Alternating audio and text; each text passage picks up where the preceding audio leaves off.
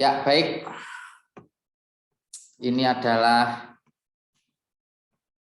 malam pertama yang mana kita akan mulai untuk pengenalan dulu atau overview mengenai bisnis analis. Sebelumnya saya mau tanya dulu, ini suara saya apakah terdengar dengan jelas? Jelas, Bos. Oke, oh ya, siap Pak Prabowo juga ikut ya. Oke, kenalan lama ini beliau. Oke, langsung saja kita mulai. Ya, Business Analyst Bootcamp and Certification ini akan kita adakan selama 3 hari, dimulai dari malam ini, kemudian besok dan minggu. Nah, secara umum Bapak Ibu akan diajari untuk secara konseptual, praktikal, dan teknikal tentang bagaimana menjadi seorang data analis atau bisnis analis begitu. Di mana nanti di dalamnya ada beberapa topik yang mungkin Bapak Ibu sudah familiar ataupun yang mungkin belum familiar. Nah, seandainya Bapak Ibu sudah mengerti, nanti bisa bootcamp ini akan menjadi sarana refreshment yang saya kira akan bisa membantu juga untuk refreshment begitu ya, secara apa namanya, skill, taktikal, strategi dan seterusnya. Nah, tanggal 3 sampai 7 ya, jadi nanti akan saya perlihatkan juga. Nah, ini mengenai sedikit profil tentang saya. Nama saya Nedwin LH, berkecimpung di dunia konsultan sudah lebih dari mungkin 5 atau 6 tahun lah, lebih dari itu. Dulu saya pertama di Mitra Cendekia Konsultindo di bidang apa namanya UMKM dan juga pendidikan bersama rekan-rekan. Kemudian di Invensia bersama rekan-rekan juga, dan beberapa kali menjadi associate consultant di perusahaan-perusahaan consulting yang ada di Surabaya dan sekitarnya. Nah, sekarang saya fokus ke Neodata dan associate juga di Invensia. Nah, ini adalah badge. Badge itu adalah rekognisi atau pengakuan begitu kira-kira. Dari Cisco saya sudah mendapat IoT atau Internet of Things. Saya sudah di apa namanya, digembleng istilahnya, ditrain mengenai seperti apa itu Internet of Things, device-device-nya, kemudian smart city dan lain sebagainya nanti yang akan kita share juga. Kemudian mengenai data science methodology ini dari IBM saya mendapat badge itu juga, dan dari City and Guilds untuk step into digital technologies. Secara pendidikan saya S1 di bidang pendidikan, kemudian postgraduate-nya di business management untuk S2-nya. Nah, kemudian sertifikasi yang sudah saya dapat hingga hari ini sebetulnya ada beberapa, cuman yang relevan ini yang saya sampaikan. Saya tersertifikasi di machine learning dari RapidMiner. RapidMiner itu perusahaan data ya dari luar negeri, dari Eropa. Kemudian Internet of Things dari Cisco tadi, kemudian IT Technical Support dari Google, Web Designer dari SoloLearn, dan Python Developer dari ProGit. Kemudian yang terakhir Digital Skills ini saya dapat dari Accenture. Bapak Ibu mungkin sudah pernah mendengar ya, Accenture, kemudian BCG, Boston Consulting Group, kemudian McKinsey itu consulting firm yang cukup well known ya, populer di dunia. Nah, selanjutnya ini yang akan saya sampaikan nanti mengenai jadwal pertemuan kita. Jadi malam ini kita hanya overview, kita akan diskusi, sharing mengenai profesi sebagai seorang konsultan data dan analis bisnis itu seperti apa. Kira-kira ya maksimal lah ya, ini maksimalnya 2 jam. Bisa kurang bisa lebih nanti tergantung diskusinya. Kemudian besok jam 10 pagi itu untuk accounting and finance, ini akan dibawakan oleh rekan kita Bu Yuli pukul 10 pagi hingga 12, maksimal ya 2 jam. Itu sudah termasuk apa namanya teori dan praktik, lalu project pastinya. Kemudian masih hari Sabtu besok setengah 8, mohon bisa meluangkan waktu ya, yang biasa bermalam mingguan ini jam setengah 8 sampai jam setengah 10 itu ada pembahasan mengenai trading dan ekspor impor serta tantangannya di bidang analisis data pada pada bidang itu, pada trading dan eksim itu. Akan dibawakan oleh seorang praktisi yang juga akademisi, Pak Taufik Kurniawan. Beliau praktisi yang sudah malang melintang di mana-mana. Kebetulan saat ini beliau ada di Semarang dan menjalankan ini bidang trading juga. Oke, kemudian di hari Minggu nanti pada pukul 10 hingga jam 12, 2 jam akan diskusi mengenai metode penelitian, riset, kemudian statistik oleh Bu Diah, yang mana nanti relevansinya adalah pada analisis data dari sudut pandang statistik begitu. Dan analisis bisnis serta metode penelitian di bidang bisnis ya, dari sudut pandang statistik. Beliau juga seorang praktisi dan akademisi yang tentunya besok akan banyak memberikan insight dan knowledge ke kita semua. Dan di hari Minggu, masih tanggal 5 September besok, jam 7:30 hingga 9:30, 2 jam nanti bersama saya. Ini adalah final meeting ya. Jadi dipastikan bisa semua hadir. Bisnis analisis, ini nanti ada teori dan aplikasi, kemudian project dan exam untuk sertifikasinya. Nah, seperti apa nanti akan kita bahas tentunya di pertemuan-pertemuan yang akan kita lewati, akan kita ikuti besok. Nah, oke. Sebelum saya lanjutkan ke materi, saya ingin menyampaikan bahwa dengan ini pukul 19.38 hari Jumat ya, tanggal 3 September 2021, bootcamp data analisis, bootcamp bisnis analis dan sertifikasi bisnis analis saya buka secara resmi ya. Oke, seperti itu. Nah, kita langsung saja masuk ke apa sih bisnis analis ya. Bapak Ibu, saya akan banyak berdialog kemudian menjelaskan seperti apa, karena saya biasanya tidak begitu banyak gambar ataupun penjelasan mengenai dari sudut visual ya. Dari sisi visual saya lebih banyak diskusi seperti ini. Nah, bisnis analis itu kalau kita pernah mendengar, bisnis itu adalah semua aktivitas yang dilakukan untuk meningkatkan atau mendapatkan laba atau mendapatkan profit. Itu adalah terminologi lama yang disampaikan oleh para pakar seperti Philip Kotler, Michael Porter, kemudian ada banyak sekali pakar-pakar yang menyampaikan teorinya mengenai bisnis analis. Tetapi saat ini di era disruptif ya, di era VUCA, volatility, uncertainty, kemudian complexity dan ambiguity, mulai muncul teori-teori baru yang kemudian mengerucut Bapak Ibu menjadi satu spektrum baru. Nah, salah satu bidang yang kemudian menjadi tren saat ini adalah seorang bisnis analis. Bisnis analis itu bukan hanya melihat, memverifikasi, kemudian membuat analogi-analogi bisnis yang sekiranya bisa dijadikan prediksi ke depan. Bukan hanya itu, tetapi dia melihat secara utuh, secara holistik begitu ya. Maka salah satu profesi yang sangat menjanjikan saya ini memang bisnis analis, baik itu masuk secara struktural di perusahaan ataupun sebagai konsultan. Saya kira bisnis analis ini tetap menjanjikan.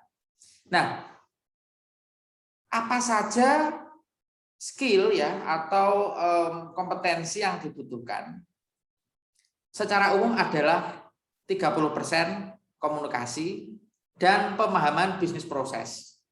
40% adalah kemampuan programming dan statistik. Kenapa 40%? Karena kita akan banyak melakukan analisa statistikal dan matematikal menggunakan tools-tools yang nanti akan saya share juga. Kemudian analytical tools mastery atau penguasaan terhadap peralatan ya atau equipment untuk digunakan untuk melakukan analisis bisnis ini. Nah, Bapak Ibu, banyak bias atau banyak simpang siur mengenai profesi ini, mengenai mengenai gajinya, mengenai pendapatannya, mengenai apa saja yang dikerjakan, lalu bagaimana secara teknis gitu. Nah, menjadi bisnis analis itu adalah sama saja menjadi kunci atau menjadi core person atau key person di dalam operasi bisnis itu sendiri. Kenapa? Karena kita akan menjadi rujukan, kita akan memberikan solusi, kita adalah problem solver di mana area yang kita kuasai ini belum tentu dikuasai oleh orang-orang di luar bidang ini. Jadi ada skill-skill tertentu yang tidak bisa secara mudah didapatkan untuk menjadi bisnis analis itu. Oke. Kemudian ini saya kerucutkan ya, skillsnya itu analytical dan critical thinking. Kemudian business objective dan operation, programming dan presentation skills. Apa ini? Nah, analytical dan critical thinking ini adalah secara umum ya bisa diketahui dari mindset seseorang. Ketika mindset kita sebagai pelaku bisnis memiliki sense yang kuat, memiliki nalar begitu ya untuk melihat environment, kemudian challenge. Nah, itu maka sudah ada sedikit bakat menurut saya. Nah, analytical dan critical thinking ini kata Jack Ma menjadi kunci yang akan membuka peluang bisnis baru ke depan. Makanya Bapak Ibu di kurikulum sekolah sekarang, di kurikulum pembelajaran baik itu dari tingkat dasar hingga perguruan tinggi, hingga S3 begitu, itu ada yang namanya HOTS. HOTS itu adalah Higher Order Thinking Skills. Di mana setiap pembelajar diharapkan untuk mampu atau bisa menyentuh setidaknya karakteristik pembelajar untuk level tingkat tinggi gitu. Kenapa? Karena memang challenge-nya semakin besar. Tantangan kita hidup sekarang ini sangat besar sekali, sehingga kemampuan untuk melakukan analisis dan berpikir secara kritis itu mutlak diperlukan. Oke, itu adalah dasar yang pertama. Nah, dasar yang kedua, di dalam melakukan analisa bisnis, baik itu dari sudut operasional, dari sudut finansial, dari banyak bidang ya, itu kita perlu melakukan analisa mendalam. Seperti apa analisanya? Ada banyak sekali, tetapi secara umum ada 4. Analytical thinking atau proses analisis itu ada 4, Bapak Ibu. Yang pertama adalah deskriptif, ya, deskriptif analisis.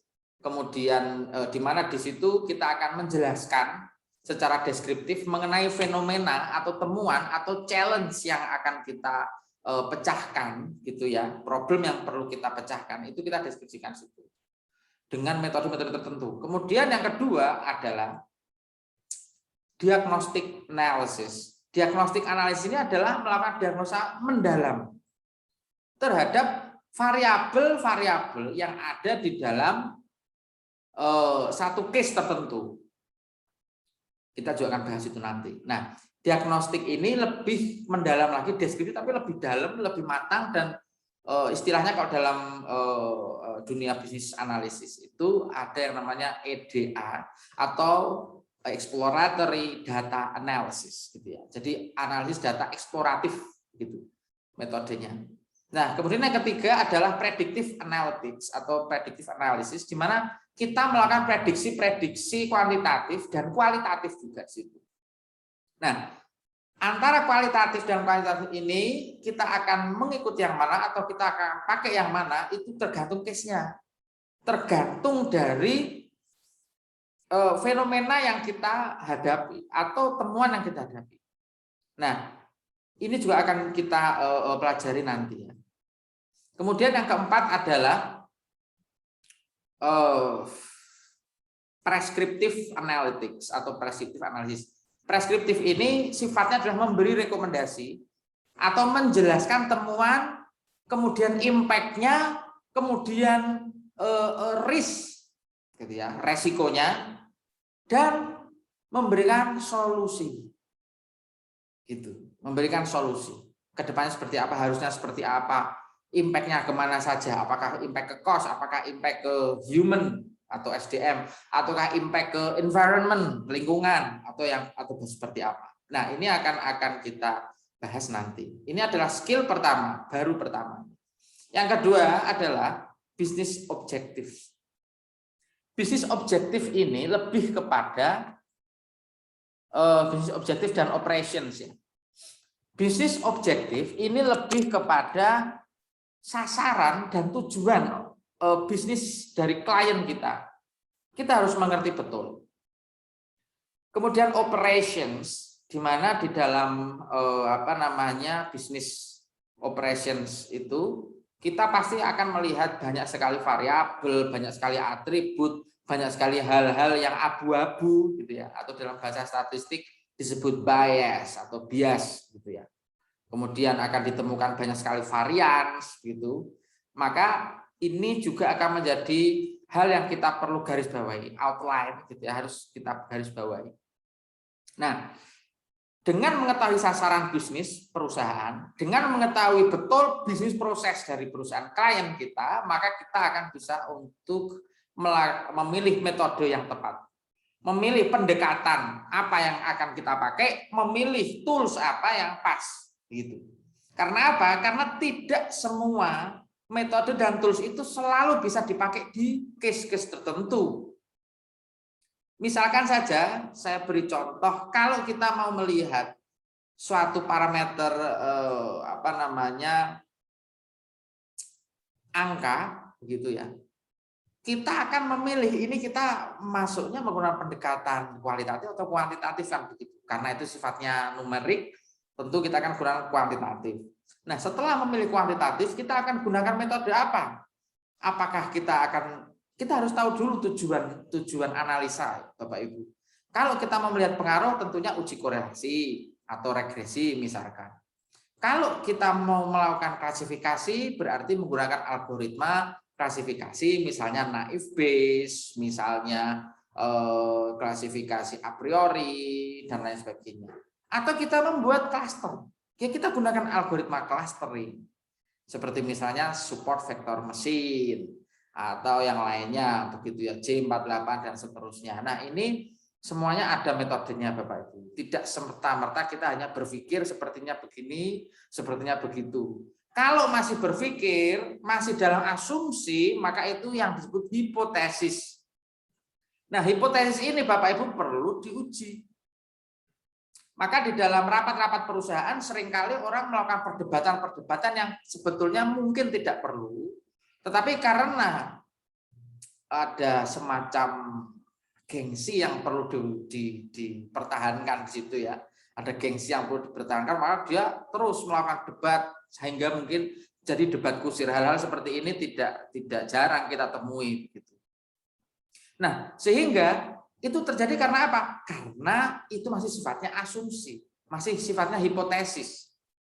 Nah, fungsi dari bisnis analis adalah menguji hipotesis itu. Menguji hipotesis juga ada metodenya Bapak Ibu. Ada yang menggunakan uji hipotesis secara parsial, ada yang secara simultan, ada yang menggunakan melihat parameter statistiknya seperti melihat p-value-nya, melihat J-square-nya, kemudian melihat distribusi normalitas data dan seterusnya. Ada banyak sekali metodenya yang akan kita juga bahas besok. Nah, kemudian dengan mengetahui bisnis objektif, kita akan tahu output dari analisa kita itu apa. Dengan mengetahui operations dan bisnis proses, kita juga akan mengetahui scope atau ruang lingkup dari apa yang kita analisa itu ada di mana saja. Batasan-batasannya apa saja. Limitation-nya juga seperti apa.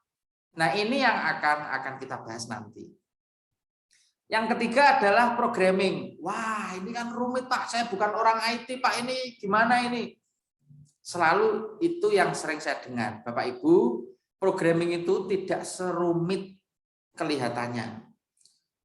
Melakukan analisa menggunakan coding atau menggunakan program-program tertentu itu sebetulnya menarik, dan kalau kita sudah masuk di dalamnya kita akan apa namanya, tertantang untuk terus dan terus menguasai begitu. Seorang master programming ya yang bernama Guido van Rossum itu menciptakan bahasa pemrograman Python juga bukan tanpa sebab. Dia merasa programming language yang ada, bahasa pemrograman yang ada saat ini itu hanya berkutat di dunia IT. Memang ada bahasa pemrograman seperti SQL ya, SQL yang digunakan untuk database itu.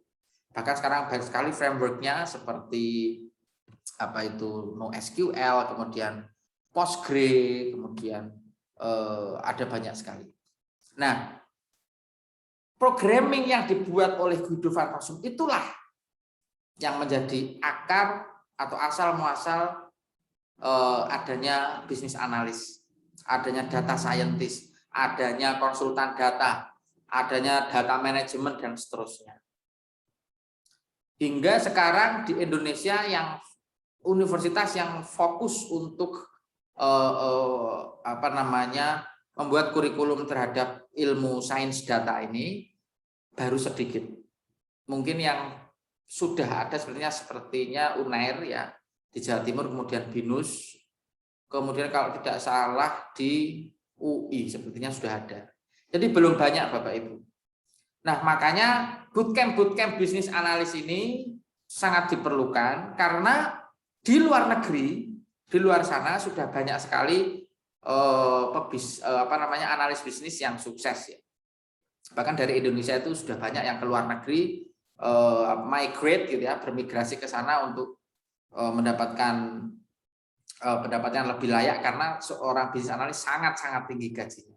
Jadi bisa dikatakan junior bisnis analis itu sudah di atas 10 juta. Itu yang saya tahu, dan beberapa rekanan kami juga memang ada di angka itu, tergantung juga perusahaannya.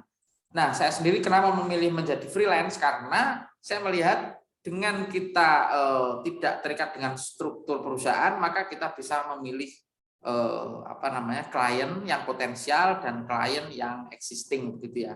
Kita bisa melakukan expand begitu kira-kira. Nah, programming akan kita fokuskan di hari ketiga nanti ya, dengan saya untuk coding di data science. Kemudian yang keempat adalah ini yang sering kita lupa, bahwa presentation skills ini penting sekali.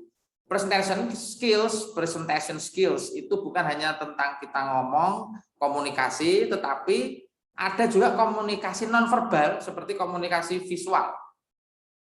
Maka ada desain komunikasi visual sekarang itu ya. Istilahnya graphic design itu sekarang menjadi desain komunikasi visual, karena